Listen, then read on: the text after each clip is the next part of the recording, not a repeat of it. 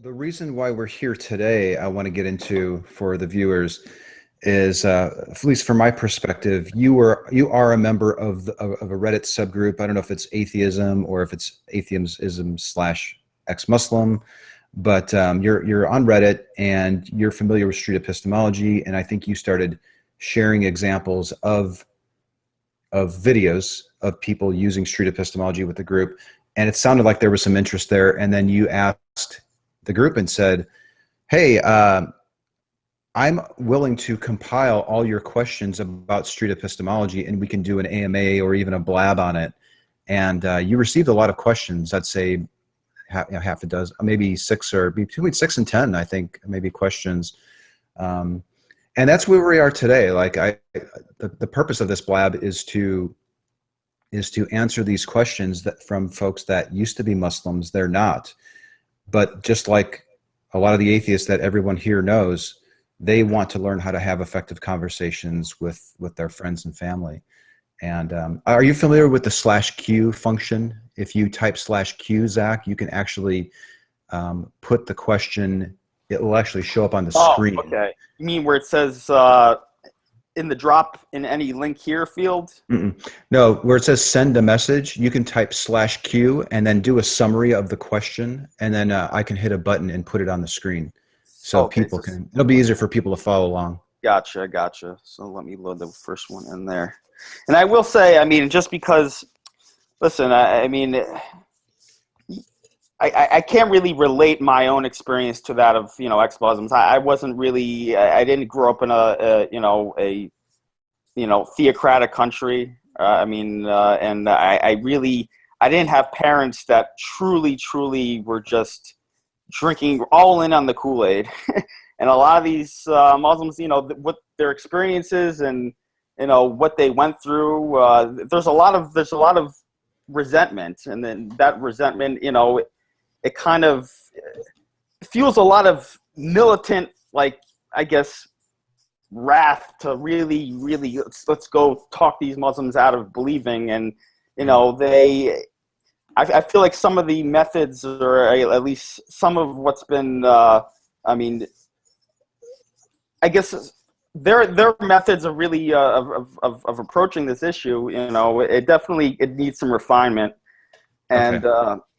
I'm going to give a little bit of a background of what street epistemology is for the people that are watching this that don't have a clue, have never heard of it before. And while you're preparing the first question, and I'm told that the /Q function doesn't appear, it doesn't work the way that I guess it's been a while since I've been on Blab, but you used to be able to do that. But if you type /Q, Zach, it will show up in the comments field. All right, 1 second here. This all started with a book by Peter Boghossian called A Manual for Creating Atheists. Can you guys see that there? It came out in 2013, I believe. And I read the book, and I was immediately blown away with the potential of it, because I was having conversations with my loved ones and friends, family, and they weren't going very well. I was alienating them. I was getting angry, and some people even stopped talking to me because of the approach that I was using. So this more effective, gentle style of street epistemology really appealed to me. And I started going out on the street and asking people just to chat for, a short amount of time. And I would record the conversations. I've been doing it for about 3 years. And I feel like I've gotten a lot better at it. And I've been sharing what's been working and what's not on my YouTube channel. So you really, very pleased with how things are going. I don't want to say you got it down to a science, but I mean, just looking at your first video, or I think it's maybe one of your first videos, where you're really just trying to, I don't know, engage in a shouting, apologetics with the street preacher. I'm really impressed, with just how much your approach has, you've kind of fine-tuned it, over the year. Those old ones are pretty raw. My first, forays out into the wild are pretty bad. But you stay so calm and composed, and I feel like that, that I feel like is half the game. It's just me maintaining your calm and not coming across as threatening to somebody else. Because listen, I mean, especially when you have a lot of resentment and you have a lot of grievances, with I guess in this case, other Muslims, there is that tendency to really, I guess, show that anger, but that's really not productive, in the end. And I think, in some of your first videos, you show why, that's it becomes pretty evident that nobody's learning anything from just yelling at each other. Yes. And street epistemology is primarily about asking questions, listening, striving for understanding, and getting to the root of why the person holds the belief. How do they form it? How do they know that it's reliable, the method that they used? So do you want to read the first question here? Or Yeah. I copied and pasted it. I could read it. Alrighty. I'm a bit unfamiliar with street epistemology, but is there a situation in which, when discussing with a Muslim, it would be better to just stop talking and walk away? For example, if they were to get emotional. Speak of the devil. Could you describe the best way to go about challenging a Muslim's beliefs, or at least how to get them to re-examine their beliefs more critically? Okay, right, so the first part of that has to do with recognizing when you're in a situation when it's probably best just to not even have the conversation. If tempers are flaring, if people are upset, if everyone's digging in to make their point, then I would just end the talk. It would be better just to stop talking and walk away, and revisit it. Just say, listen, it seems like we're both fighting here when I really want to understand what you believe. Why don't we just take a break and pick this up in 2 weeks? So I would just put that on the back burner. The second part of this is, could you describe the best way to go about changing a Muslim's beliefs, or at least getting them how to re-examine their beliefs more critically? Yeah, that's what we're here to talk about. That's what street epistemology is. And I gave a little bit of an overview as far as what that is, but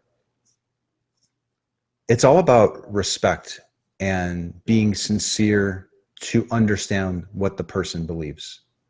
So I wouldn't recommend trying to approach these conversations as I'm here to completely show you the light. It's more about help me understand how you've arrived at your belief, and let me ask questions to see if you can justify the certainty that you think that you have. So I would recommend just trying to approach it as a partnership. Try to reduce distractions too. I wouldn't do it, if you can, I would try to do it face-to-face, like over Blab, or if you are in person, that would be ideal. But over the telephone might be good, or Skype. I wouldn't recommend doing it on a Facebook page where there are other people watching and could completely throw things off by presenting facts. So we're talking about the way that I think is the best to not only help people examine their beliefs more critically, but to plant seeds of doubt, which could in turn result in them actually abandoning their belief. Yeah, I mean, one of the things, I noticed myself from, I guess, engaging in street epistemology with, some Muslims, not, in person, over text message or, what have you, is that, when the heat really turns up, or the person really feels uncomfortable, they just abruptly just disappear. And I won't hear from them for another week and a half. Whereas if you do it in person, obviously, first, it's a lot more personal, obviously, but it's also, I don't want to say they don't have that option to escape, because obviously they do. You suggest timing it for 5 minutes, but I really feel like in person, you really get to have a sense of their body language and use that as a cue of how, you want to maybe readjust, in the process of talking to them, adjust your pitch, take a few moments of silence like you usually do. I mean, that was, I think the first part of the question pertained to, when someone gets too emotional. I mean, I think that's one of the things you really, you really nail is those silences, you know, just allowing someone to collect himself and allowing someone to really, really just, I mean, because people get flustered, and as soon as they get flustered, you know, it's almost like they see that their self-image, you know, is on the line here. Like, I have to give a good response. You know, he's making me look stupid. That those moments of silence are key for just allowing someone to calm their emotions and just really try to, you know, pick themselves up and, you know. Yeah. I mean, silences are helpful, but even more broader, try to approach this as, you have this belief and I want to really understand why you think it's true. Let's take the belief, throw it under a microscope, and as a partnership, let's work together to understand why you believe it and why you think it's true. And what's the method? What are the methods that you use to arrive at the confidence that the belief is true? So that's, yeah, I would try to frame it in that way. What's the next question? Let's cruise through these. All right, 1 second here. Is your who's that person that's just uploading the questions? Should I still be? Yeah, just throw them in the chat. He'll put them in the doc. Thank you, Christian, for doing that. Okay, I got it. Okay.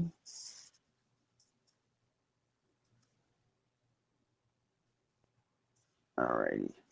All right, so what small hints or questions could an ex-Muslim in the closet say to their Muslim friends to get them thinking while not arousing suspicion? I completely understand that Muslims, or ex-Muslims in particular, have to be a little bit more cautious when having these types of conversations. Yeah, walking on eggshells. They have to be more cautious for sure. I would probably give the same advice that I would give somebody that would be asking, how do I have a conversation with my mom about Jesus when I know that she's going to get upset when I start asking questions? One thing, the answer that I typically give here is, you don't have to use street epistemology or these Socratic questions of discovery for sensitive topics. You can talk about anything. So if somebody makes a claim in your family, if your mom makes a claim that, the example that I give is, she might say, I'm thinking about getting a car, but I'm not going to get one of those red ones because those get more speeding tickets. That is a safe topic where you can start asking Socratic questions and helping the person to start thinking in that manner. So you can be the person in your family that asks Socratic questions of street epistemology for everything else except the sensitive God talk.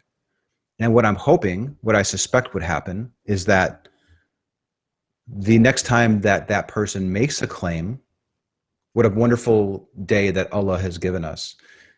And if you're in the room, they might start to anticipate what you might ask, because you've had all these previous other discussions about how do they know these things without even having to ask it. So that might, at the very least, get them thinking, and it may even open the door. They might say, now this would be about the time where you would start asking me why I think this is the case, isn't it? And then you can just jokingly start into that conversation as well. So that's my approach, my suggestion on that. I mean, I think it's important to have these big talks, but I understand that there are sensitive topics that are off the table for a lot of people. So my approach would be, choose safer topics and be the person in your family that asks those types of questions.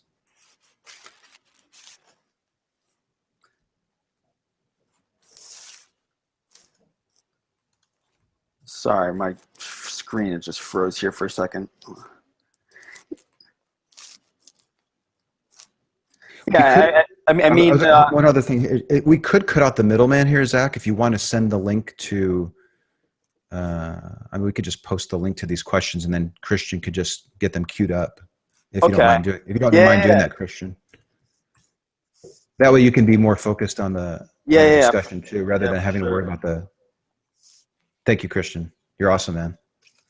Yeah, I mean, just to add to what you're saying, I mean, because I mean, I'm no education expert, but I do read a lot of the educational psychology literature on critical thinking, and obviously, none of these classroom interventions, directly focus on, faith and kind of trying to deprogram, the religiosity of students, but it's really just instilling these good critical thinking, I guess, habits, and kind of just instilling them as intuitions so that when someone approaches, I mean, maybe not necessarily faith, it could be, whether to pursue some alternative medical path or something, that intuition will be cued, and they'll be able to have these skills in order to assess, the validity, of a given proposition, and that's kind of how the educational literature goes about it. And you'll see that they've done a bunch of studies showing that the people with analytical cognitive styles are, in terms of personal religiosity, usually correlates either with non-belief or more sophisticated theologies, such as deism or a Spinozan God or whatnot. So rooting these habits, early on, and not even, I mean, if you're talking to your mom, just make it, I guess, make it a routine that when you're engaging in conversation, always just kind of slowly, sidestep the faith and just kind of just plant these just modes of thinking, And there was another question, and there was another question I remember seeing about what's the best way to talk to kids. Yeah. Oh, do you not have the link? Oh, did Christian did he upload the next question, or he needs the link to the page? Ah, okay, I got it. There was a question there about children. When is the most appropriate time to start teaching, or do you ever use street epistemology with kids? Something along the lines.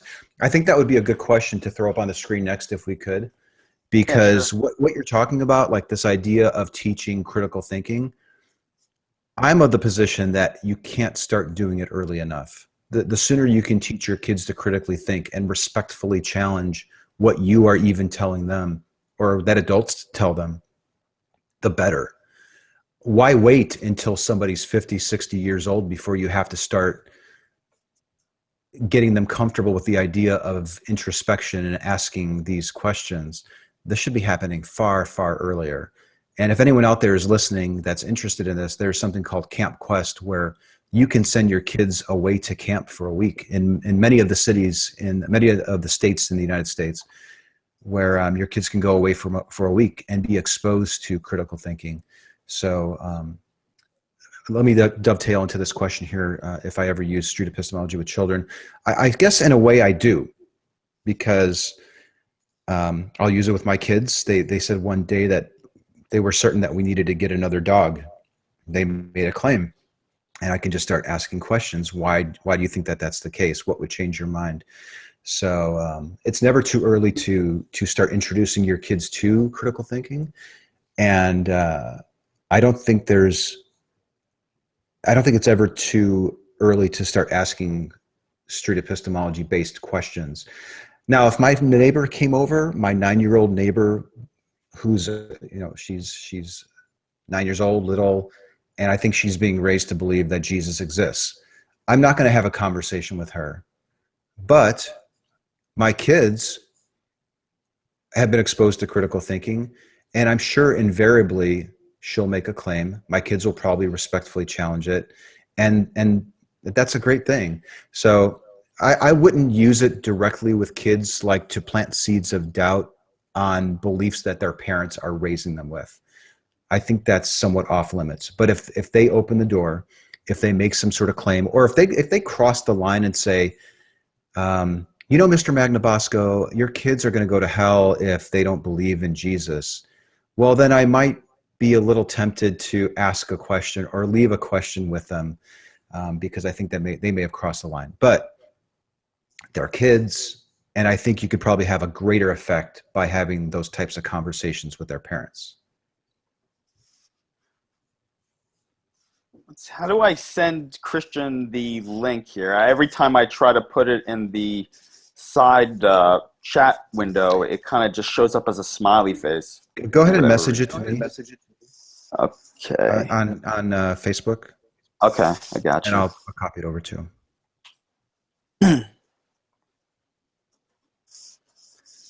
Yeah, I mean, they say the same thing, about evolution. How it's possible to teach kids as even as young as 5 years old. I mean, obviously, you have to adapt it, so it could be intelligible to a 5-year-old. But it really, like you said, it's never too. There is no age where it's like, okay, now I should start really, bringing my kid to reality, Yeah. and just kind of. I've even had some fun with it, Zach. Like, I'll be driving down the road, and let's say I'm taking the kids to the pool or something, and I might make some. I'll make some wild claims.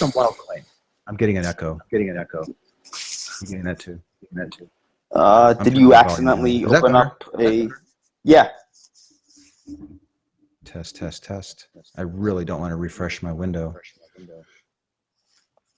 Zach, can you hear me? Yeah, I could hear you loud and clear. I can't hear you. Oh, you can't hear me. Oh, shoot. Sometimes you can hear Zach. Okay, maybe it's me. Let me drop off and I'll come back on. Alrighty. Oh, before I do that, you Blab experts, is my dropping off going to end the Blab? That I do not have an answer for. Okay, that's right. Yeah, Zach is a host. Okay, I'll be right back. Oh boy, I wasn't ready for this. Test. Boy, I can't hear y'all. Test. You can hear me? Okay, Zach, can you say something? Yep. Okay, good. All right, we're awesome. I wanted to say, I'll create stories. I'll make up something like, did you know the other day that a UFO landed in that field over there? And that usually gets kids' attention. And then you can encourage them to ask you questions on how I could possibly know that that's the case. So you can make it a game too. I wanted to make sure that I covered that. That's a fun way to start introducing your children and young kids to critical thinking. And I mean, one of the things that I was even surprised about myself, just from reading the developmental psychology literature, is that I mean, listen, like they're not scientists, obviously, but kids they do have a natural sense of skepticism. I mean, they're still trying to, I guess, piece together how the world works, and that is something that defies their intuition, or something that you say, or another claim that somebody else says, defies what they perceive as to be, reality. They are naturally skeptical about that. It's not like they're just, waiting for anybody to input whatever kind of cockamamie beliefs and encourage your kids, or reward them when they ask you, why is that, Dad? Or I don't know. If they say I don't know, you should commend them for being honest and saying that they don't know, and then try to make it an adventure and say, okay, well, since we don't know this, let's go and figure it out. Like, this happens almost always at our dinner table. I'm trying to think of an example where we were wondering, I think it was about the EU. And yeah, somebody said that the value of the British currency was dropping. And I thought that was unusual because they were part of the European Union. So we were like, well, how is that the case? So we started researching it to figure it out. So it was cool. Yeah. So look for those. Don't shy away from investigating things with your kids and rewarding them when they ask questions and say themselves that they don't know something.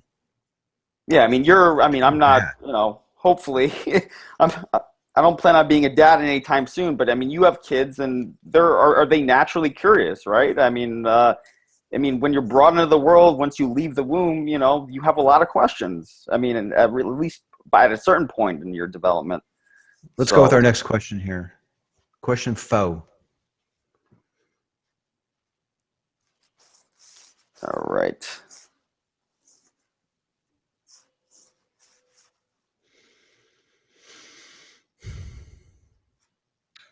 Okay, what are the best questions to ask that deal with addressing cognitive dissonance?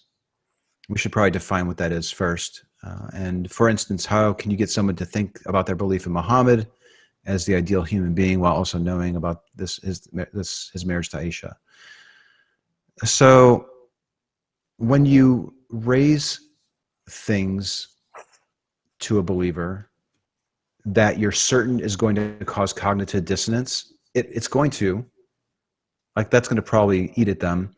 But there's another effect that will happen. They will probably be less likely to want to talk with you about it.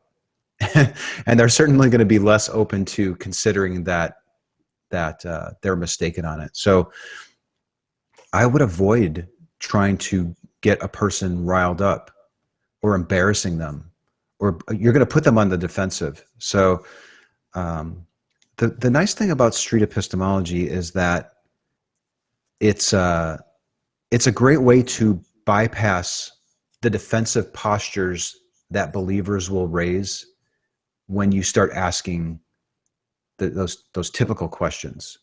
So I wouldn't mention that's such a go-to for atheists. Yeah. Don't do that. That's only going to end up making the person defensive. I don't care about what they believe. When you're using street epistemology, you want to understand how they are so certain that what they believe is actually true. So you don't need to know anything about the doctrine. A Muslim that was raised Muslim that is now an atheist and doesn't know anything about Christianity can have a powerful, meaningful conversation with a Christian and not know anything about their doctrine. You don't need to know it. In fact, the more you know about the doctrine, the more tempting it's going to be to start getting into the weeds of that. And that can end up being a liability for you. So I wouldn't mention stuff like that. That's not going to be helpful when it comes to getting to why they think it's true. Yeah, I would agree. I mean, I feel like, the whole... Somebody said that sounds really tough. It is tough. It is tough to avoid that arguing. Yeah, because listen, the whole marriage to Aisha, that's, counter-apologetics 101, for Muslims, is to engage what I really think is these peripheral beliefs. If we, want to perceive someone's belief system as like a tree or a web, these are really, one psychologist called it the protective belt. None of these beliefs are kind of at the margins, whereas the core, the actual epistemology, someone's, higher order assumptions of, well, the Quran is the perfect word of the creator of the universe. That is something that we need to get to. We have to sidestep, all of these, apologetics that's really kind of don't really go anywhere. Because if you're going to tell me that, Muhammad married Aisha, whatever, at 9 years old, that dissonance, I'll obviously, if I don't have an answer immediately then, I'll go and I'll look up that answer, and I'll look up not only one answer, but multiple answers, and then I'll walk away and I'll feel even more confident that I'm right and you're wrong. That's exactly what, if you don't know the answer to that, you'll get defensive, and then you'll go out to sources more than likely that will provide you with defenses for it. Right. Not at any point are you going to say to yourself, is this really a belief that's worth holding? And that's the nice thing about the street epistemology approach, is that it's not going to send somebody on a mission to find excuses to keep holding on to the belief and defending these other ideas. Right. The approach has to be about the broader assumptions, like the broader, epistemological assumptions, of why, because obviously one can't make all these other, lower order claims without the validating context of, well, this is the work of the creator of the universe, and everything that is, mentioned therein is true. So we have to sidestep, all these, lower tier apologetics and get to really the core, which is, how someone's reasoning allows them to get to the, those lower order beliefs. And let me be really clear here too. Like if you, Zach, were the person that held the belief, and I were to come at you with some facts that, how can Muhammad possibly be ideal if he married a 9-year-old girl?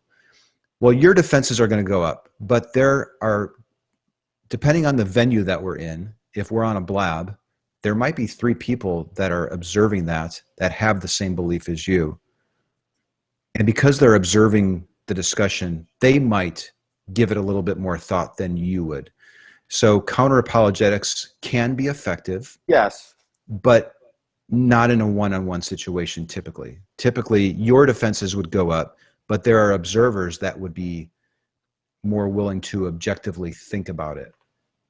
Yeah, I mean, listen. They're not in the hot seat, It definitely has its place. I mean, my survey data bears that out. I mean, I think roughly, between in-person debates, online debates, and new atheist literature, I think some, I think even maybe a majority or, a plurality of people say that that's really what's the difference maker for them, in getting them to question. So it does have its place. It's just, if you really, really want to connect with somebody and really, really, I don't want to say make it easier for them, because listen, cognitive dissonance, it could be very stressful. It could be, because your personal esteem here, is being called into question, and it's very important to, I guess, try to go into it without assuming anything. Just ask questions. And I think what you do a great job in showing that, listen, you know what, I could be wrong. And if I'm wrong, I want you to get me on the right path here. So by me asking questions, I may be able to correct my own, misconceptions. And I think that's it's an important tool. Yeah, well said. All right. Do you want to read the next question? Sure. The app, when will we finally be able to use it? This was planned to be ready at the end of the last year. I have still not seen it. I can't wait. Okay, we don't have to read the rest. I share his enthusiasm. I think it was released in Australia, was it? It's available in Australia and New Zealand. This is an app for anyone that doesn't know. Peter Boghossian has been working on an app called Atheos, Atheos, atheos-app.com if somebody wants to drop the link in there. It's going to be available on Android and Apple devices. I don't know when it will be available worldwide. I do know that the team is doing a soft release in those 2 countries. Why in Australia? I'm not sure why. I don't know. I'm not exactly sure how they settled on those 2. Maybe somebody on the team knew people there, or I know Boghossian was there 6 months ago. And maybe he's made some contacts for people to promote it. I'm not exactly sure what the reasoning there was. But from what I've seen, the app has been extremely stable. We've been getting a lot of favorable responses. I don't see any reason why it's not being rolled out worldwide yet, but the team might know something that I'm not aware of. So it should be soon. And just what does the app do? It will put you into scenarios where you're talking with believers. The believer will make some sort of claim or statement, and then you'll be presented with up to 4 multiple choice questions. I think you can tweak the difficulty and change it from 2 to 4, between 2 and 4. And there are 2 ideal responses and 2 poor responses. And the objective there is to help you get comfortable selecting what response would be most indicative of using street epistemology. So it's a great way of learning how to use street epistemology without having to go on the street and start conversations with people. Oh, it's really cool. Yeah, it's kind of like a simulation, I guess. I don't know. And a lot of people a lot of atheists have submitted essays, dialogue trees. There are things in there from, David Smalley has written an essay, David Silverman. There are dialogue trees from, who wrote Nailed? Was that David Fitzgerald wrote some dialogue there about somebody? We have things about you're having a conversation with a Mormon, a Scientologist, someone that is a proponent of Falun Dafa, and it's really cool. I think it'll be a big hit. I'm down. Okay, next cue, please.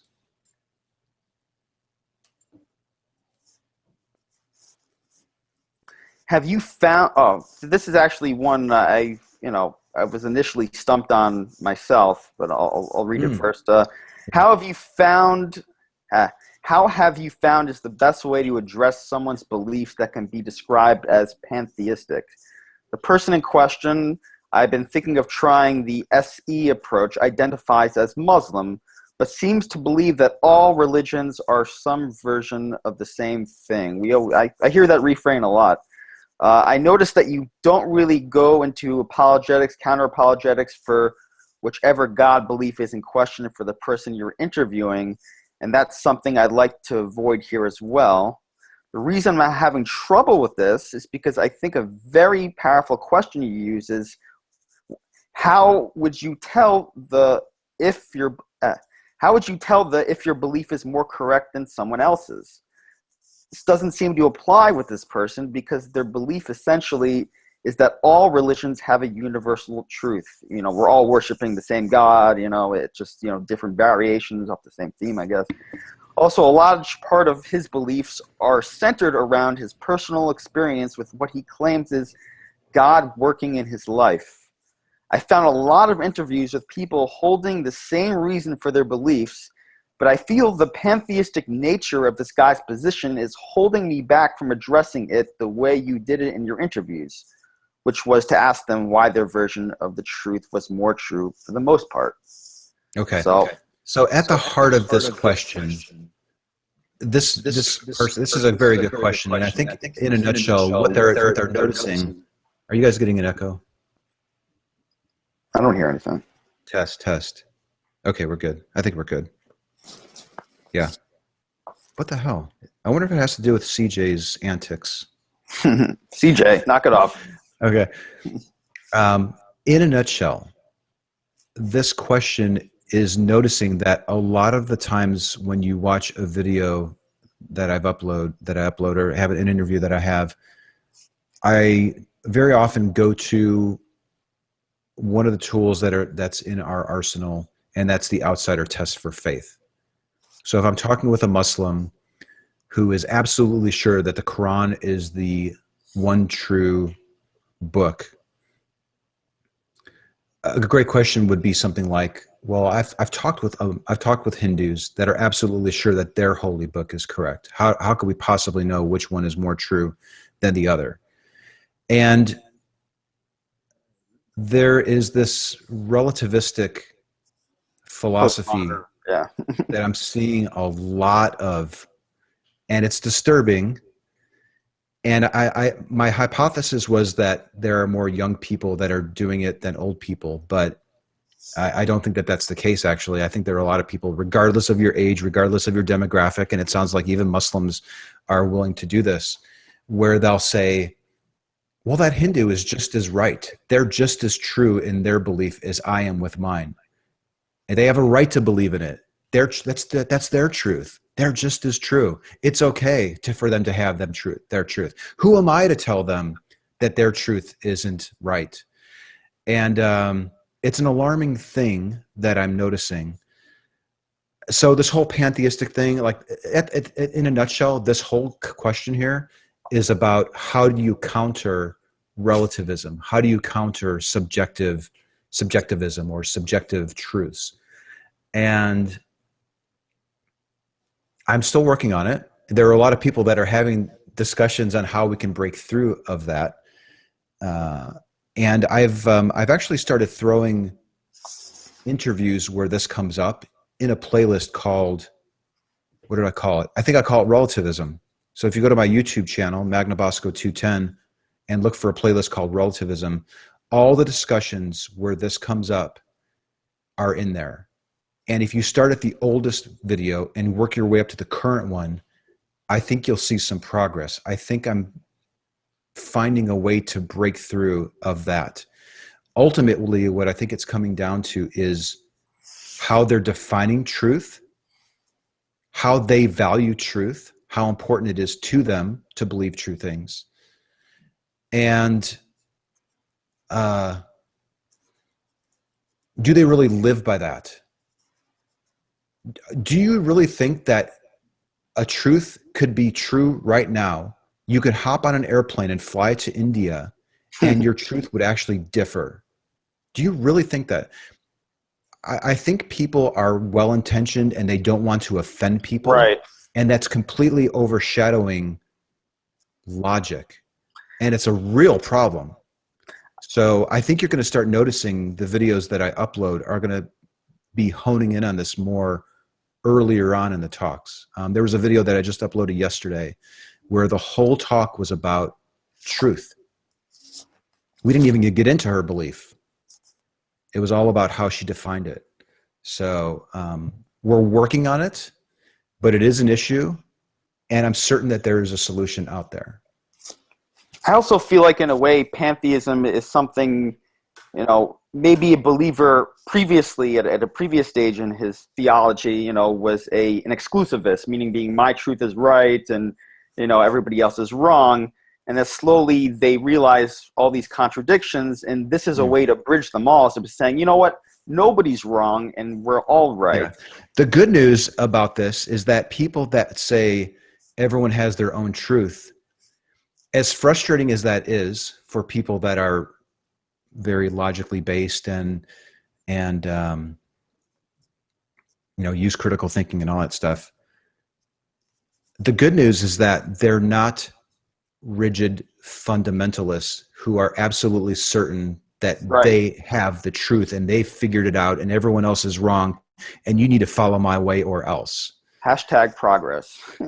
Yeah, maybe it's a step back before we take 3 steps forward. Yeah. So I think as frustrating as it is, it may not be the worst thing in the world, but it sure as hell is frustrating when you encounter it.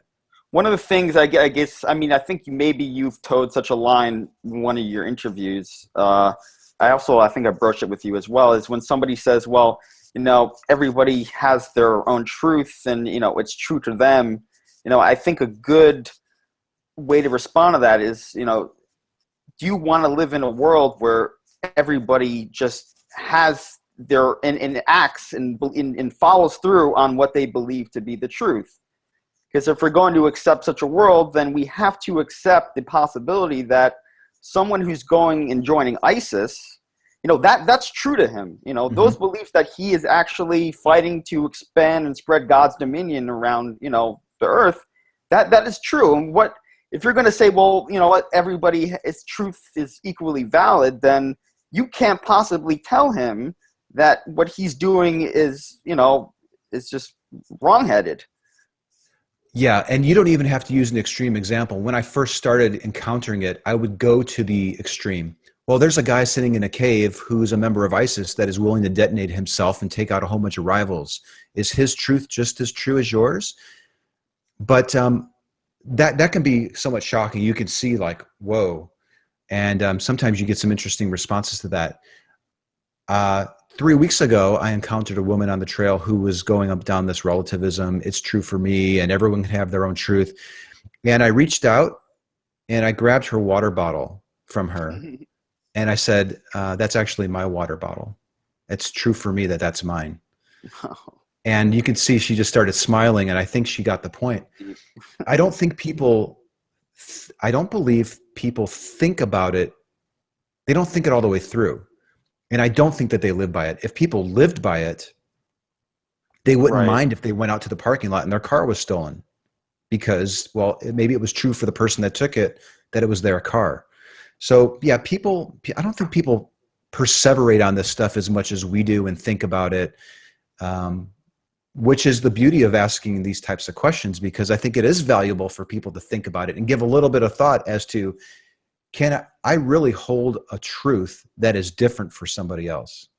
Right. I also feel like those, pantheists, they're more spiritual than anything. And I feel like they could kind of be blindsided from the fact that, well, this may be more spiritual for you. For other believers, for other, adherents to truths, this is their fiber, of their existence. And this is how they live their life. I mean, you being the pantheist, you go and, go to your Buddhist retreats on the weekend or, however you practice your spirituality. But for some of these people, this I mean, what the Holy Book says, that this is true. I mean, so I do feel like the pantheists tend to be more liberal, whether that's a sign of progress or whether that's a stop along the way towards, even more doubt, is debatable. Yeah. But I do think that these people do need to be engaged, because even a universalist claim, like we often encounter with these people, it's important to get them to reflect on it and what the ends entail. Yeah, I think you move from fundamentalism down to thinking, you become a little bit more liberal in your beliefs, and then you become spiritual. Well, there must be something out there. Or you become a deist, and then maybe you become spiritual, and you're a little bit wishy-washy on definitions. And then maybe you go to, well, it's true for me. And then, maybe we shouldn't be so discouraged when we encounter it, because just around the corner is probably non-belief. Right. So it's just a matter of defining those terms, getting them to buy into definitions, getting a clear understanding between the differences of what does true mean, what is a fact, what is a belief, what is knowing something, what is an opinion. Right. Are you talking about an opinion, or are you talking about a truth? The woman that I talked to yesterday, you should watch it. Her name's Carol. She talks about there are factual truths, and then there are inner truths. Right. I thought it was a great way of breaking that down, and she came up with that on her own just from asking Socratic questions. Okay, let's move on.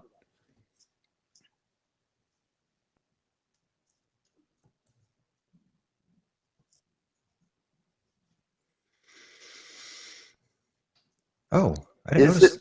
Okay, yeah. Oh, I didn't even see this one. Yeah, this was from the chat. I was like, where did this one come from? Is it more challenging to do street epistemology on a scientific topic, vaccines, GMOs? I would even add Splenda, because I get into these heated, splendid debates often with my friends and my mom, versus a supernatural one. So kind of challenging. If challenging means harder, I would say no. If challenging meant it's more difficult for me to stick with it because I'm losing interest, maybe. I much prefer talking with people about supernatural stuff. A lady that thinks that she can tell when people will die. Another person that thinks karma is real. Another person that thinks that there's a friendly ghost that would check on her family to make sure that her sister didn't pass away in the night, who was sick or something. Those are much more entertaining for me than discussions about global warming. Is the moon landing a hoax? Vaccines, GMOs.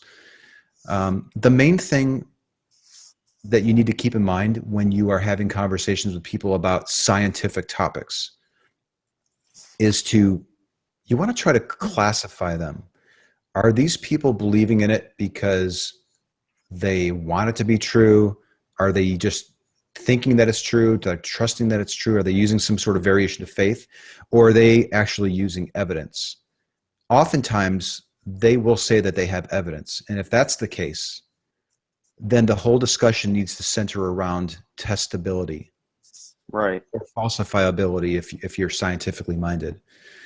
That word can scare a lot of people. So you might want to stick with testability. But yeah, as an evidence-based person that thinks that vaccines cause autism, what evidence would you accept to lower your confidence that that's the case? And if they say nothing, then you know that there's some deeper reason why they're holding it, and it's not evidence-based. I mean, my dad, he's a smart guy. I love him, but he is a climate denier. I mean, and, we bump heads a lot, over this. And, especially one of the, I guess, the tools that I picked up from watching you is that it's a very potent question is, what evidence would it take for you to be convinced that, the globe is actually warming and, that this is actually a serious problem that humanity has to contend with? And, you might have people that come back and say, yeah, there is evidence that would change my mind. And then you can move out of street epistemology mode and start migrating more towards, okay, let's start discussing how many occurrences of this counterfact this fact that actually challenges your position, would you accept? There are people that they really did form the belief because of evidence, and they think that there's evidence out there. But I would say get buy-in from them first before you even spend any time. You say, what would change your mind? And if they say this, then get a confirmation from them to say, okay, if it could be shown to my satisfaction that I was mistaken on it, then I will lower my confidence in this belief that I hold, and then hold them to it.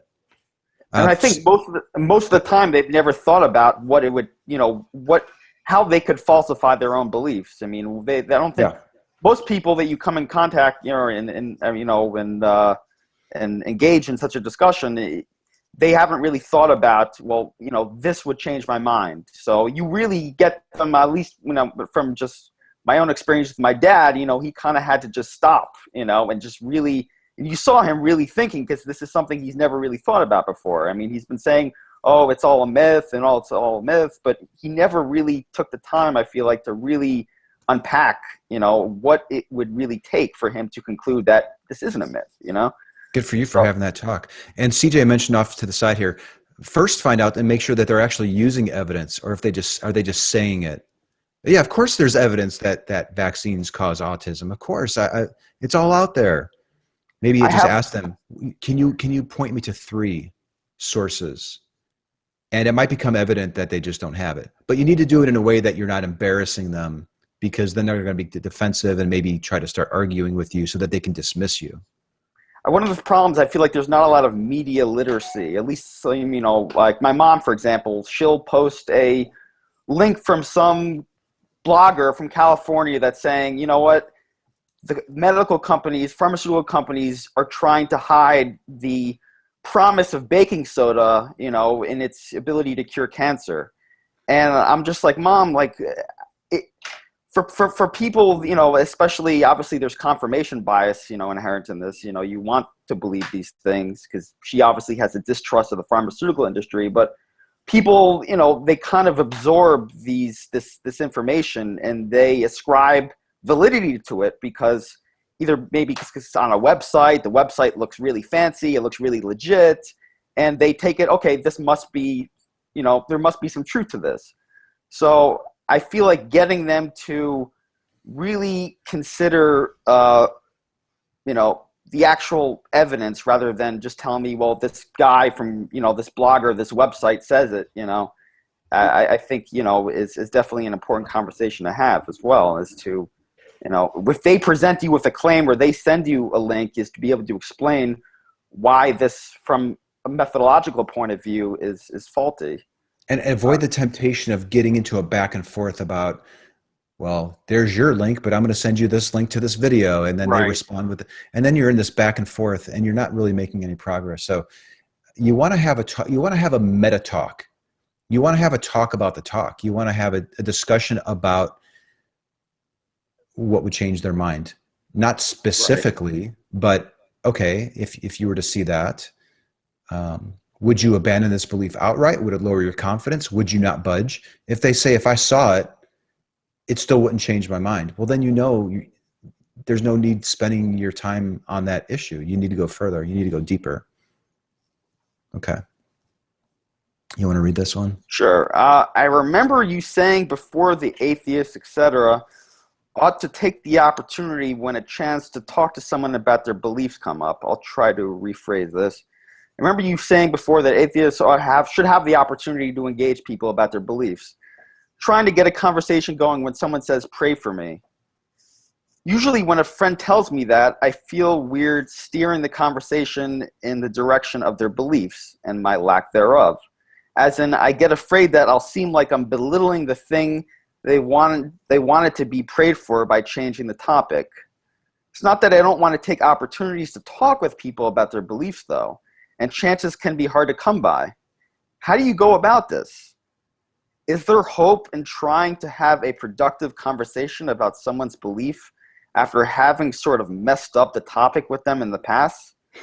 Say, if I wanted to have a conversation about someone else's religious belief and ask them Socratic questions about it, whereas in the past I argued with them over it, they'd already have some presumptions and defenses from the get-go, right?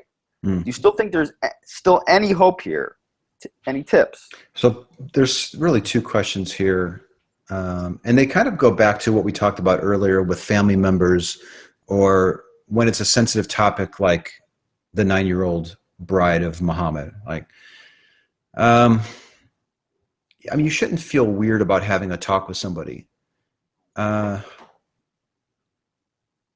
other thing, let me just point out here, somebody might say, I want to pray for you, and you just don't feel like it's the right venue to get into a whole discussion with them. Like a funeral. Yeah, you can just wait. You can say, why don't we just take this up online, or maybe we can talk next week. You can wait until the time is appropriate. You don't have to feel obligated to do it. I don't think you should feel weird about steering the conversation into why they think that it's true. If somebody opens the door and they make a statement, they're probably willing to discuss it at some level with you. Now, you could probably, if they say, hey, I have no interest in telling you why I think that this is true. It's true, and there's nothing that's going to change my mind, and I'm insulted that you even mentioned it. Well, then just end the talk. And maybe you can talk about safer topics like I mentioned before. So, okay, he's breaking it down here.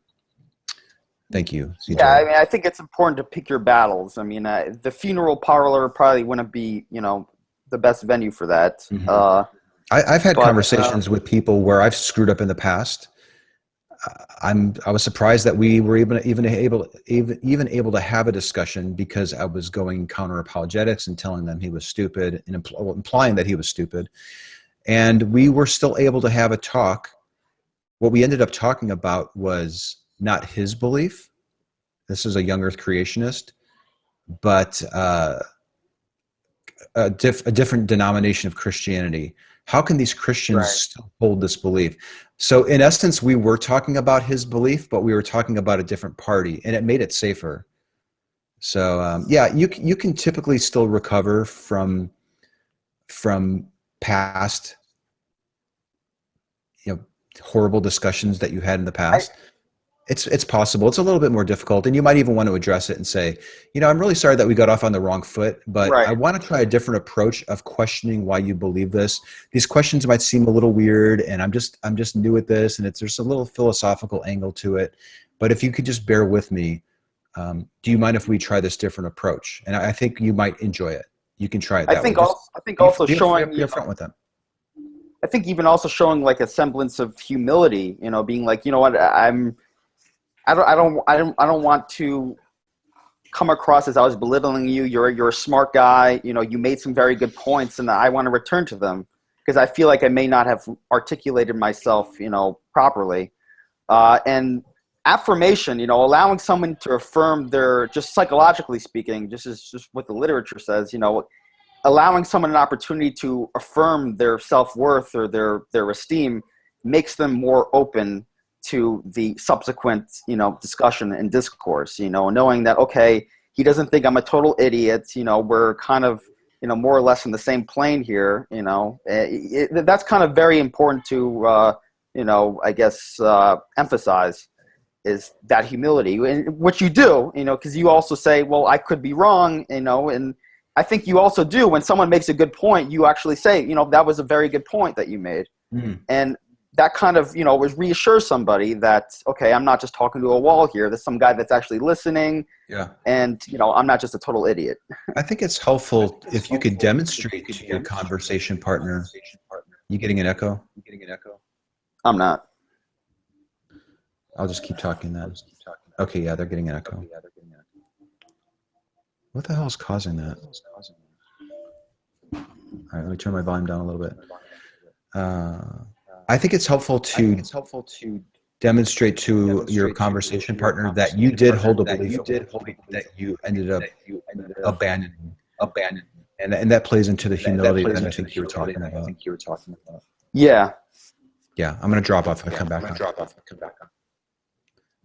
I think we kind of addressed that question.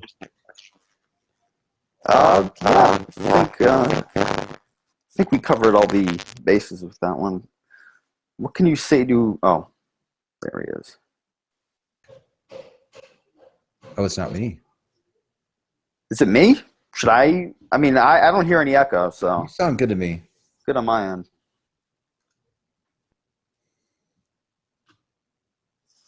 I'm like spamming all my notifiers every time I come on, all my followers. Okay. Was this the last, how many more questions do we have here? This one here is kind of similar to what we addressed before. What can you say to a child to get them thinking outside the imaginary box their parents created for them? The question bothers me a little bit because the imaginary box thing. I mean, these are parents that love their kids. They think that they're teaching them something that's true. They're doing it in the kid's best interest. I don't think that they're intentionally setting out to harm their kids. I mean, that's what they're doing by teaching them things that are not true. So just remind yourself that even if you were a believer, it might be easier. If you were a believer at some point, it might be easier to remind yourself that people are coming from a good place when they're teaching their children about these gods. I think they mean well. It's hard to fault them for it because they think that it's true. And I understand. Like I was raised in a family where they taught me this stuff, and I went through my angry atheist phase, and I was mad at them and mad at the other people in my life that made me think that this thing was true. I'm going off on a tangent here. You know, I think it's important to separate the belief or the indoctrination from the person. I mean, I don't want to say look at it from the perspective that they're a victim here, but you have to, you have to put yourself in their shoes and realize, well, this person, he was raised by, I don't know, fundamentalist parents. He was homeschooled, or, just consider his circumstances. And, this person, I mean, he doesn't know any better. He's kind of, it's not like this is intrinsically who he is. I mean, and the fact that I changed and that other people that also change, I mean, it just goes to show you that it's not the people here. This is really just the belief. And I know a lot of this is very, I guess, redolent to a lot of ex-Muslims here, is just kind of separating Islam from Muslims. The idea versus the people who are really just victims of circumstance, and their own upbringing. I think that goes for every belief. And I said this earlier, try to create an environment where you're looking together at the belief that the person holds, not at them, not at this isn't a reflection of their ego or their personality or them as a person. Their brain, yeah. You're holding a belief in your brain. Let's unpack it. Let's work together to figure out if it's really true. How do you know it's true? Try to distance themselves from the belief and be humble. Try to, be open to demonstrating that you're perfectly willing to do that same level of investigation on a belief that you might hold.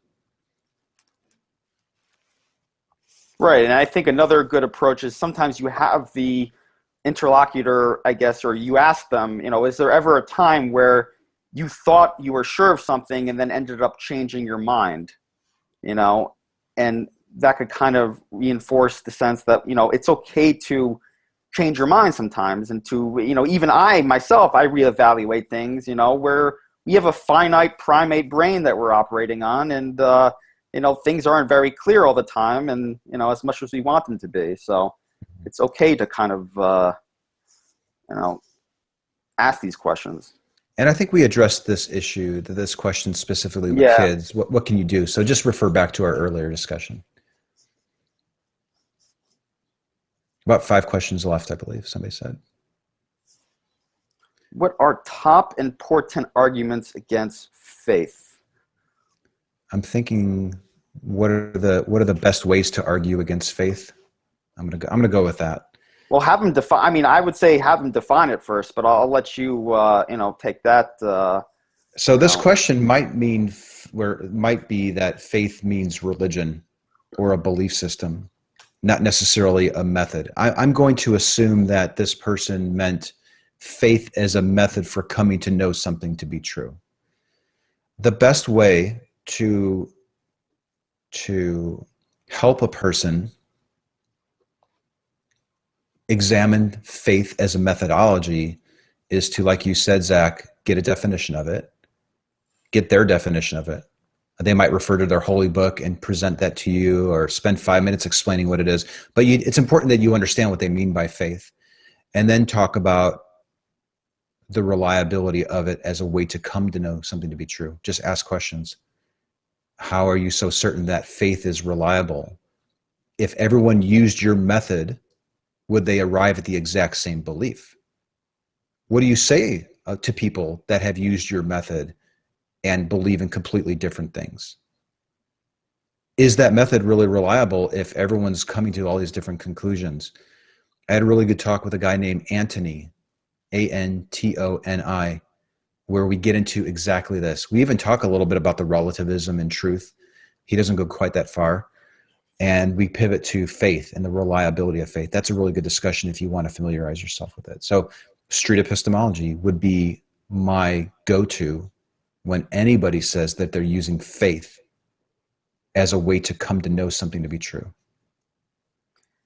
Do you find, Anthony, I mean, like the people who you ask them to provide a definition of faith, did you find that most of them have, working definitions they quickly just, draw on, or are they kind of stumped and are kind of, maybe I haven't really actually, formally defined it for myself, It's across the board. Faith is it's such a tossed around word that, it's kind of just, taken as is rather than actually unpacked. And I think that's the purpose of having them define it. Would you agree? It's important to have them define it because you want to work off of their definition. Sometimes they've thought it through and they can rattle off 11-1 if they're a Christian or if they're a Muslim. I've had Muslims say that they use faith. I've had Hindus say that they use faith. So yeah, get their definition, start talking about the reliability of it. I've had people that they work for organizations where they tried to get college students to join Christian groups. And his definition of faith was not very well thought out. He had to pull out his phone and look up the definition of faith. Oh, wow. So it's across the board, but you'll be surprised. The people that you would expect to know what it is may not even have ever thought about it. And just the average Joe on the street that has no affiliation with a religion or anything like that, they're not all that invested into it, can just rattle it off like that. So it's across the board. If somebody could, could somebody paste that link to that video with Antony? I think that would be useful. Antoni. All right, next question, please.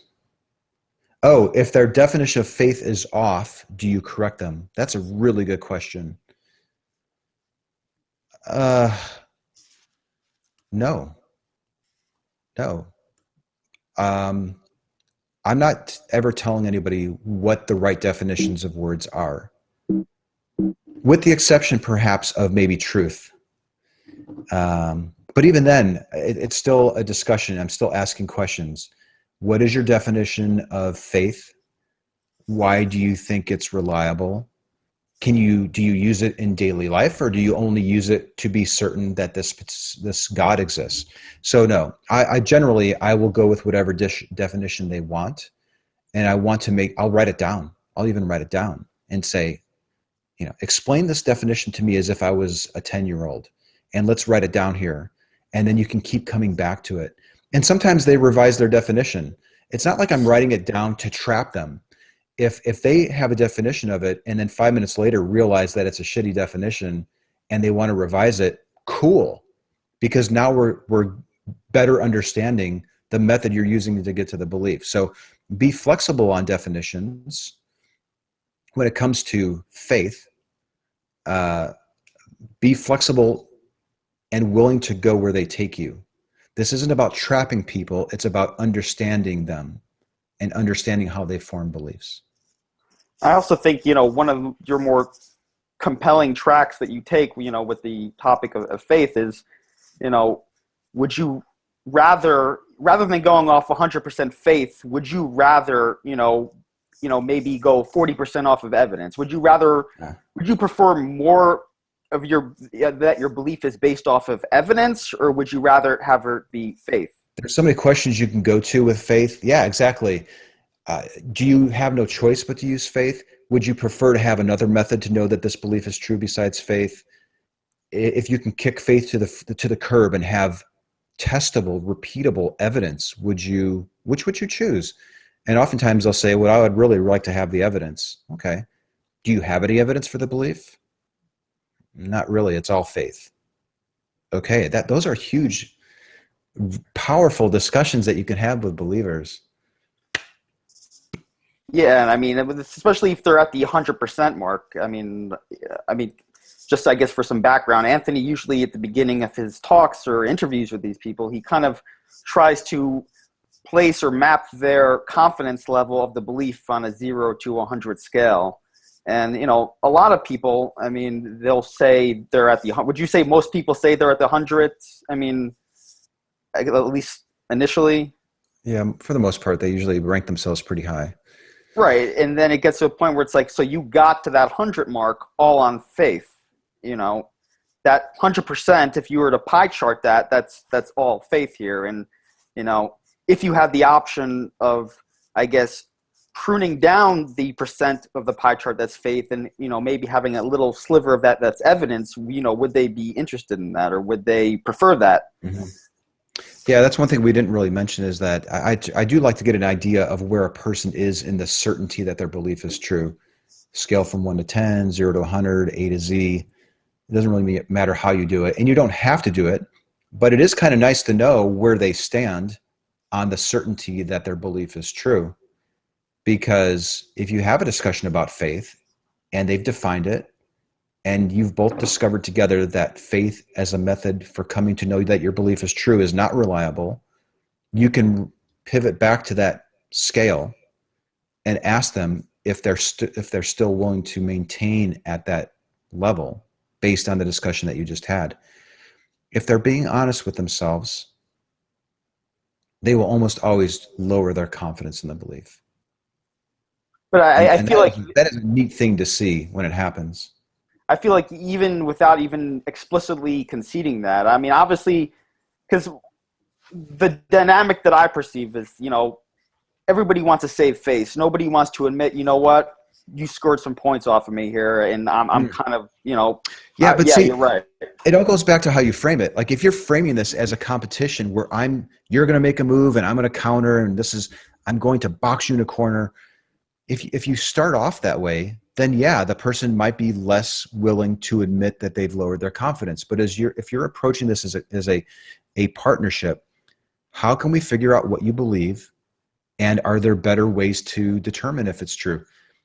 If you get them on board with that from the start, then they're probably going to be open and honest with you throughout the whole talk, including the reevaluation stage where they might decide to lower themselves or raise themselves or say, no, even though we've had this talk, I'm still pretty confident of where I'm at. When utilizing street epistemology with people of the Islamic faith, are there any marked differences in the responses you get? If so, what are they? Well, living in Texas, I don't run into a lot of Muslims, but I have run into a few. I've probably had maybe 20 face-to-face conversations and maybe another 20 online. Almost the main thing that I get from Muslims is it's rarely faith from the start, although it oftentimes gets to that. It seems to always be about the Quran being consistent with reality. That's usually the main thing, the main reason why people believe it, because the Quran, it says it in the book. And just look, it says that alcohol is harmful, and we can see the devastating effects of alcohol. It's clearly true. So that's usually the argument I get, or that it so parallels with science and all the things that we find out with science. Well, I can go right to the book and tell you that we knew that was stated in the book hundreds of years ago. So that can get frustrating. But to answer the question, that's typically the majority of the responses that I receive from Muslims is that they defer to the book. It's always about the book, almost always about the book. Very rarely is it about personal experience or prayers being answered. I'm sure that there are people that are Muslims that would point to that, but that's been my experience. And just to add to what you're saying, I mean, my survey data, of the ex-Muslim community, I mean, when these people were at their, I guess, peak confidence level, most of them say what the most important, I guess, pillar of their confidence was these scientific miracles in the Quran. I mean, because obviously for a lot of people, faith is at the core of it all, but they kind of need to mask, this blind faith, because nobody wants to recognize, okay, I'm just believing just blindly on faith just because I just want to. Nobody, that could be the reality, but nobody wants to be consciously aware that that's what's going on. So these Quranic miracles, these, historical, this vindication of historical events or prophecies, this is all kind of really that protective belt of beliefs that I referred to before, which is why I think street epistemology especially is geared towards really getting beyond that, unmasking or peeling away these, all this other, these thickets of, just auxiliary beliefs. And I do also feel that, I mean, when talking to Muslims, especially if you take the outsider, what's the term? The outsider belief. Test. Yeah, outsider test. Is they'll say, well, you know what? The Quran, we can reconcile, this all with the Quran, because the Quran mentions, Jesus. It says Jesus was a prophet. Yeah, it's good that you mentioned that. I was just going to say that if you're going to use outsider tests for faith, which is this idea of comparing competing religions with a Muslim, don't choose Christianity, because yes, they're going to go to, well, Jesus is mentioned in the Quran. So go with something a little bit more obscure. Go with Scientology. Go with Hinduism is a really good one. I had a very good talk with a young Muslim woman who we started talking about a Hindu that thought that there were multiple gods. And she just said that it just doesn't make sense to me. And as it turned out, it didn't make sense to her because, well, she was raised as a Muslim. So try to avoid outsider tests for faith with Muslims and using Christianity. Yeah, as CJ says, for Islam, Christianity isn't outside enough for the outsider test for faith. Yeah, go polytheistic. Or even the Ahmadi community. I think there's actually an Ahmadi or an ex-Ahmadi in our audience here. I mean, even using that, because they're kind of like the Mormons of Islam, whereas they believe, there was Muhammed, but then there was this other guy that came around and he was actually the final prophet.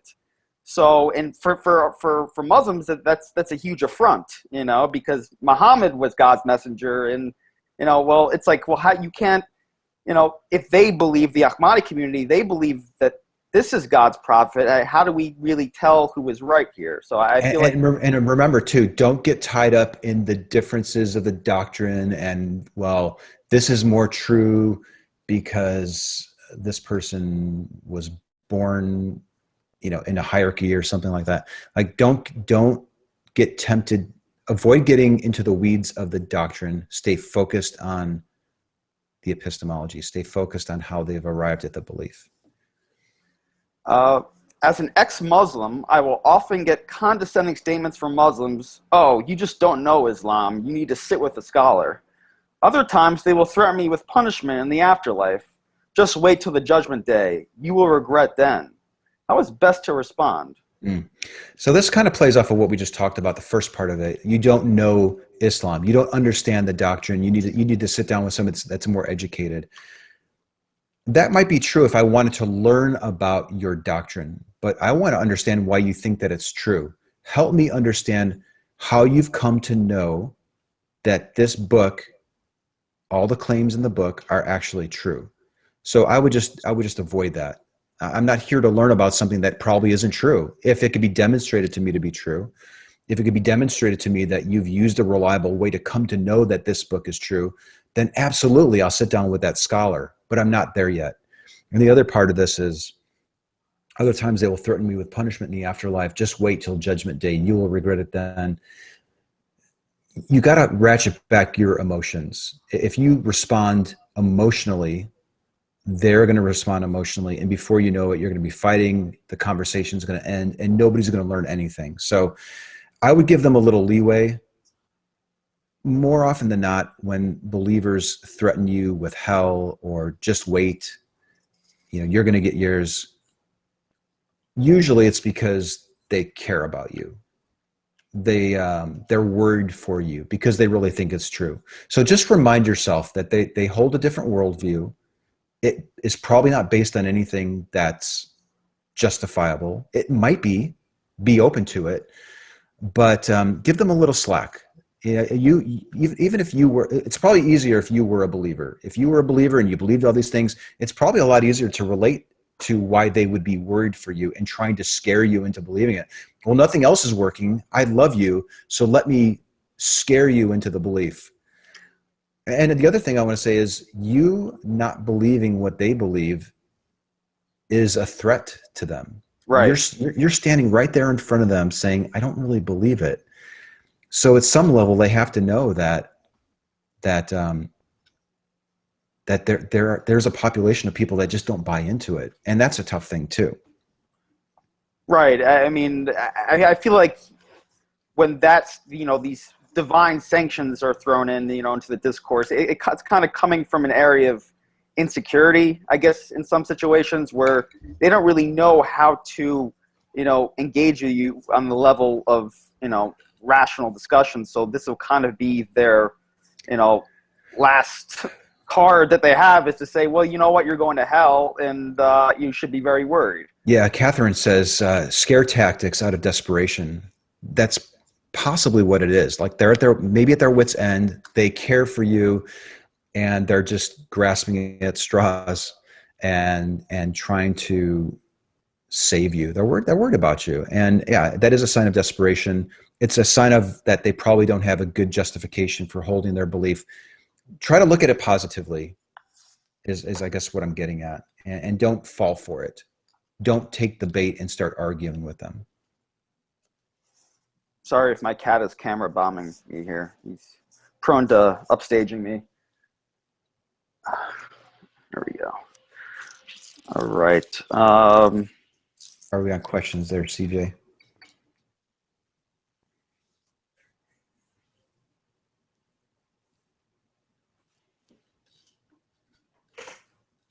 Do you think belief in God might have evolved in us humans? Just taking it deep. Do you think belief in God might have evolved in us humans? Well, I think you have to specify what you mean by evolve. Well, or I was more focused on it, God. Like, I think humans probably have evolved with a tendency to try to find answers to things that we don't know. Right. And we do that all the time. Like, there's clouds on the horizon, maybe it's going to rain. Or what do I do tomorrow if the river's dried up? Like, what was that noise? Like, we've been doing that for millions of years, hundreds of thousands of years, probably, at the very least. So, yeah, I guess if God would be a cause, like if God means a cause, then I would say, yeah, I think it is something that evolved in us. Interestingly, I think we may be reaching a point where it seems like it's becoming a hindrance to us. Yeah. that did serve us well in the past, but we're reaching a tipping point where belief in trying to make up things, trying to make up answers where there are none, is becoming a liability for us. I think the current theoretical consensus, I mean, there's obviously, it's still, it remains to be, thrashed out, to its limits. But right now, I feel like a lot of scholars believe that belief in God is kind of a incidental byproduct to the cognitive tools or hardware which helped us survive the state of anarchy, which was our savanna environments, and being able to be, having a keen sense of pattern recognition, and being able to, being very, very sensitive to environmental cues, and especially when you don't have an immediate answer to explain an environmental phenomenon, kind of, in a sense, God, serves as a placeholder where it answers this question and allows you to expend your mental resources on gathering food and, and going about, with just the rest of your daily life. I mean, in a sense, God, I forget what the scholar said, it provides the most far-reaching, significance with the minimal cognitive input, meaning that you could use God. It's very adaptable. You could invoke God to explain all sorts of different phenomena, and then you don't have to worry about being a mystery anymore. So you could, that allows you to invest most of your mental, machinery in just, foraging for food, or, I mean, this is kind of the theory that some scholars have been trying to, I guess, posit. I don't think, if you were to take a kid and just raise him in the forest, would he ultimately come to believe in God? Or at least a monotheistic God? I'm very doubtful. I mean, obviously, I think that would be a really interesting experiment, and I would unethical, but yeah. Yeah. My hypothesis would be that people would create gods, because I think God is the ultimate coping mechanism. Right. It just provides a sense of control, because listen, if, for example, I'm an early human in my environment and I come across a thunderstorm that wrecks my crops, having someone to turn to, an object, that could potentially, if you propitiate him, can potentially control the situation, that restores control, whereas lack of control is just, from an evolutionary perspective, that's very dangerous. We want to know that we're able to control or exert some type of influence over our environment. Sure. And then humans, of course, will look for patterns and see verification that that belief served me properly. When I made that sacrifice and the rains were favorable this season, well, maybe there probably is that God up there, and this was a good thing. So yeah, that's agency. Somebody is typing. It's a very deep question that it doesn't. We can't. This conversation doesn't merit the full really conference that such questions actually take on. Yeah, this is a deep question, and I'm trying to think of if there are any books. Does anyone know of any good books about this? Maybe Michael Shermer, I think, is coming. There's actually, I could actually recommend. I mean, I try to read every one that comes out, so I could actually recommend several. There's a book called Alpha God that might be a really good one. Let me just do a quick search. There's one called Belief Instinct by cognitive scientist Jesse Bering, which I found really informative, and also Justin Barrett, who's also, I guess, one of the pioneer or pathfinding cognitive scientists of religion. He actually penned a few books himself. And incidentally, he's also a theist, but, kind of, it's interesting how he reconciles his belief with, because once you really humanize belief, it really takes a lot of the air out of the supernatural aspects of it all. But somehow he's able to do that. So yeah, The Belief Instinct by Jesse Bering, I definitely must read. It's he's a really good writer, and he knows what he's talking about. It's interesting. The last question here is very similar to the previous ones. It seems like there were a lot of people interested in how to help children think more critically. So this question says, hello, part of my escape plan involves working here, since I didn't get a scholarship as a teacher for 4 years, as I will work with young Muslim children as an English teacher. So the question here is, how do I help young children develop a more critical thinking style? Well, this goes back to what we've talked about before. Engaging kids with stories. You can make up a claim and say, I saw a UFO land in the field next door. It was fascinating. You kids weren't around to see it, but it was quite interesting. And you can start encouraging them to ask you questions. You can start encouraging, rewarding them when they say that they don't know, and make it a joint effort to look things up. I don't know if we've kind of hammered on that a couple times now, so I don't want to get too much further into it than that. But did you have anything that you wanted to add, Zach, on that? And if there are any more questions from the audience, we'll take one or two more before wrapping it up. Well, I mean, I feel like in terms of everybody goes through an epistemological development, where at the initial stage, there's only one truth, and that, it's either right or wrong. And, gradually through learning, through exposure, through encountering, competing or contrasting perspectives, you're able to see, there's validity in other truths as well. And then once you reach that relativistic stage, then you come to the point of where you're actually, some truths are more valid than others, and we should use rational or empirical argumentation in order to, bear that out. So I think with kids who are at that point where, things are very, I guess, concrete, they look at things very concretely where this is or isn't. And I think it's kind of to get them to consider other perspectives, that could potentially, shed light on a situation, and thinking them from other vantage points is key. You're not going to be able, they're not going to be Einsteins, through your, you have to take a very, I think, minimalist perspective, I guess you should strive for something more minimal at this point rather than just, them being, their own child prodigy scientists. You should definitely get them to look at things in a critical manner, like you said, and also to consider other perspectives on the topic, especially if you're going around a room, someone has one opinion. It's good to hear, for a kid to hear, that his perspective isn't, doesn't reign supreme, that there's other,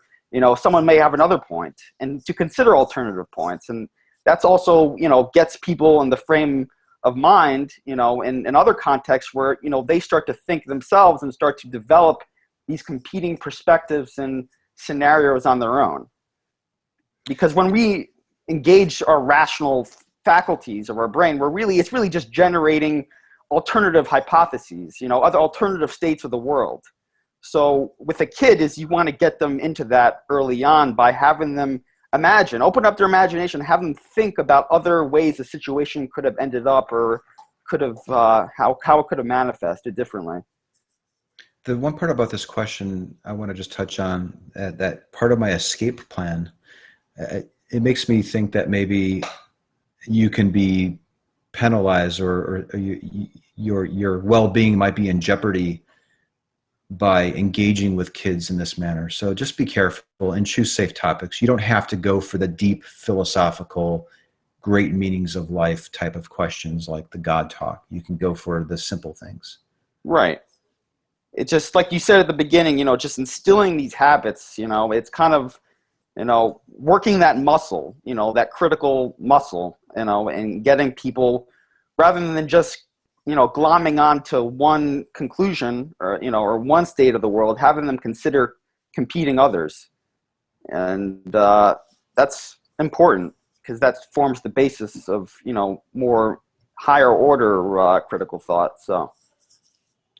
There was one more question from the audience here.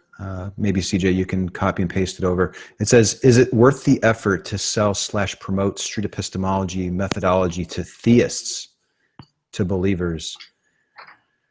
I really don't have an issue with believers watching the videos, reading Boghossian's book, downloading the app, getting familiar with asking Socratic questions. I'm a little surprised that they would be drawn to it. And I think my initial instinct was, oh my gosh, this is the worst thing ever. But the more that I think about it, number one, there's nothing that we could do to stop it. But number two, and even more importantly, I don't see a downside to it. Because if they're walking away with a tool that helps them more critically examine the claims that they encounter, then they're more than likely going to turn it on themselves. I've heard people, I haven't seen it yet, but I've heard people are going out with a whiteboard and a timer, and they're going out to talk about Jesus using street epistemology. I've heard of it being done, but I haven't seen it yet. but I'm dying to. I think it would be extremely interesting, and I think it would help make the argument of the whole idea of neutrality, that we're trying to approach this from a neutral point of view. It will be great to have an extreme example where you can see somebody going out asking Socratic questions and then saying, having somebody say, well, I don't really know if there's a God. And then watching the interviewer, the person leading the discussion, say at that point, well, let me provide you with the answer. Boom. At that point, it's no longer street epistemology, and you can see that they were trying to lead the person to some sort of conclusion. So on the one hand, I'm a little perplexed why a theist would want to try to use SE, because if they give any thought to it, if they use the tools on themselves, I don't really see how they can maintain the belief that they hold. So when it comes down to it, that's just a really long way of me saying I'm a little surprised to hear that they would want to use it, but I would be excited to see them use it because I think only good things could come from it. Yeah, and I think it's also important, we're obviously not outside the target field of street epistemology. It's good practice even on ourselves. And I think even someone on your Facebook group, posted a thread saying, what's one belief, that you've never considered, how it could be wrong, and even it's just good practice. It's good habit, on our own, even for a street epistemologist to, question himself, obviously.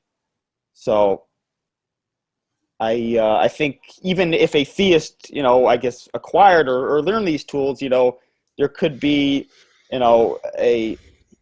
he might kind of incidentally start to, like you said, apply it, or stumble or create his own doubts, just because, these questions really get your, mental juices flowing. Yeah, and how wonderful would it be for that interviewer who's going out with a Christian agenda encounters somebody that is familiar with SE that can have a dialogue back with them? Because ultimately, this is all about discovering what the truth is. So it should go both ways. These are tools that should be in the hands of everybody: politicians, reporters, family members, clergy. That's why I love having, blabs like this, where we can be introducing this idea to a completely different demographic that may have never been exposed to it. So I would love to see Muslims using street epistemology get familiar with it. There's a tremendous amount of resources available to you today that weren't available 3 years ago. You got Boghossian's book, you got YouTube channels. There are people in this very blab that almost nightly engage with believers. And I'm going to just kick you there, CJ, because I think we're done with the questions.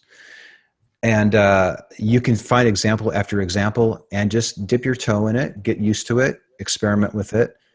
And if you're interested in having reflective, fun, meaningful talks with believers that think that Allah exists, then I think this is the right approach. I also think it's important to, obviously it would be great if everybody, you spoke to just as plummeted all the way down to zero and, became, a non-theist and, went on just, mindfulness meditation and discovered some new way of life. But I think it's also, a success could even be someone just dropping down, even a few percent, or even from 100 to 99, or to even, if because of the conversation with you, rather than him believing in fire and brimstone Christianity, he starts developing, I guess, a more liberal, outlook, so that he's able to finally rationalize the inconsistencies. That also can be some way considered a success.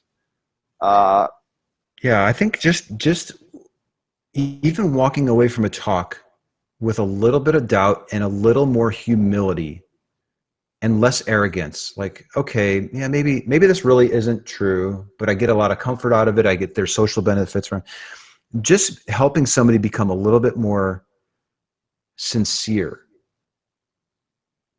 can make a talk worthwhile. Yeah, you don't have to gun for complete deconversions. Yeah, that's not realistic. And I think, Peter Boghossian, I think he's tried to adapt street epistemology for the context of de-radicalization.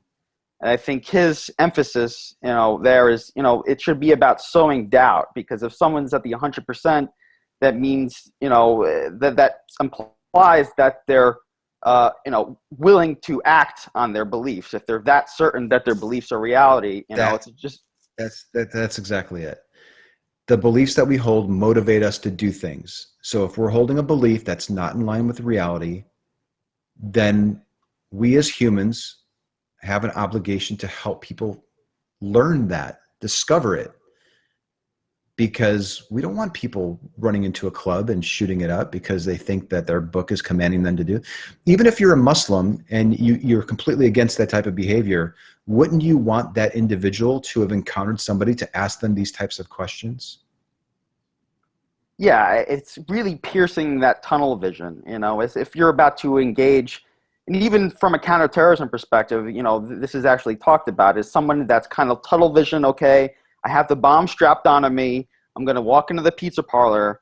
It's really kind of just that seed of doubt that can make him question, what, maybe, what if I don't go to paradise? What if there is no paradise? I mean, I was even talking to a Moroccan kid a few months ago on the Reddit ex-Muslim forum, and he told me that he really wanted to join ISIS. He was well on the way, towards that direction.